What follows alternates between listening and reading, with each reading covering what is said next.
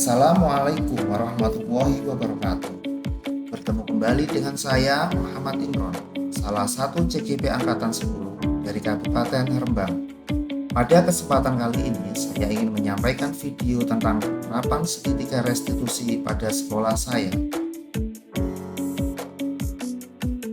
Segitiga restitusi adalah suatu proses dialog yang dijalankan guru atau orang tua agar dapat menghasilkan peserta didik yang mandiri dan bertanggung jawab.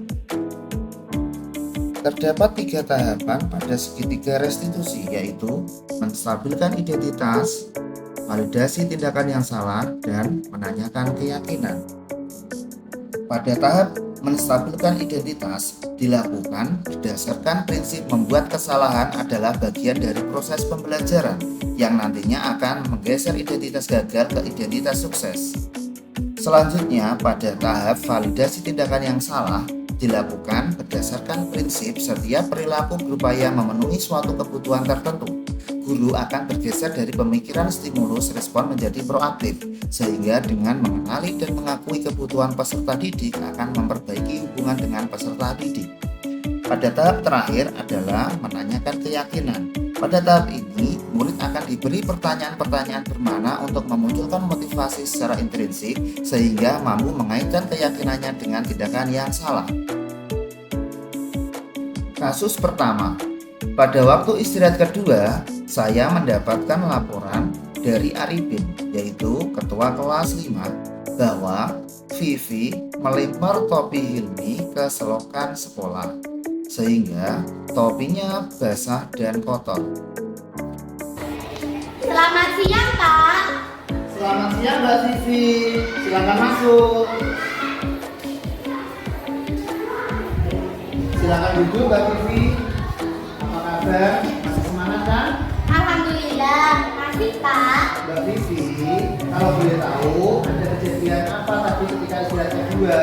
Soalnya dapat informasi dari ketua kelas tadi kalau kamu melempar topi Mas Bimi ke selokan sampai basah dan kotor.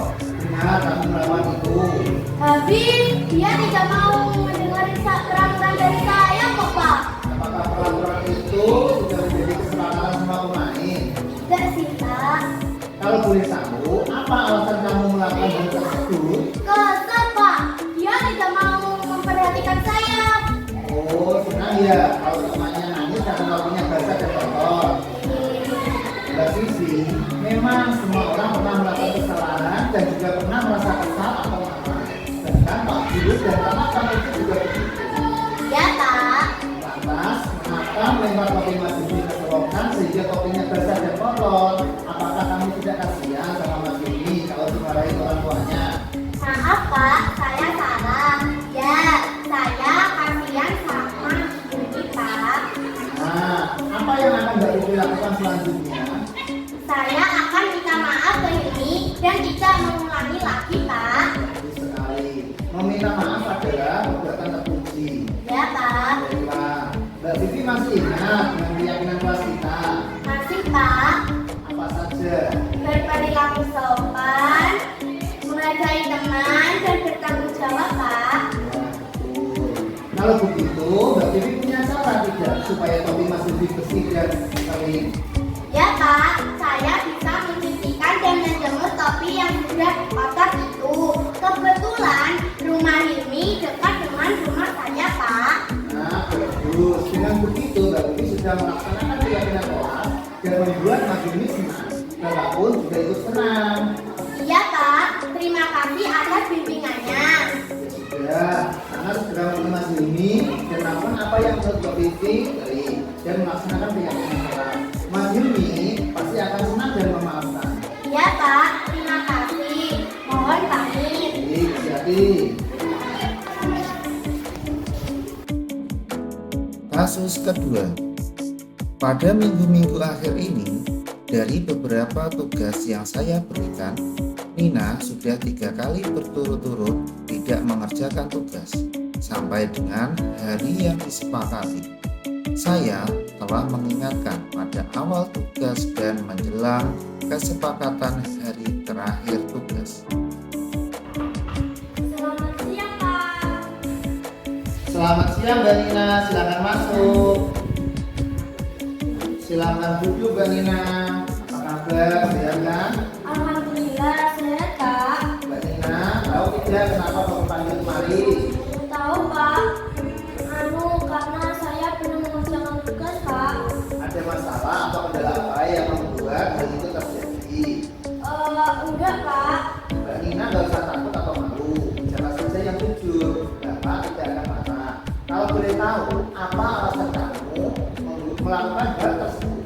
Di rumah tidak ada teman untuk mengerjakan tugas Kak. Ada tidak teman satu kelas yang dekat rumahmu? Atau di rumah ada kakak atau orang tua barangkali? Ada sih Pak, tapi mereka semua pada sibuk. Mbak Nina, memang semua orang pernah melakukan kesalahan dan juga merasa tidak ada teman atau merasa orang di sekeliling sibuk semua. Tetapi kalau Mbak Nina mau meminta tolong pada mereka, mungkin mereka bisa membantu Mbak Nina.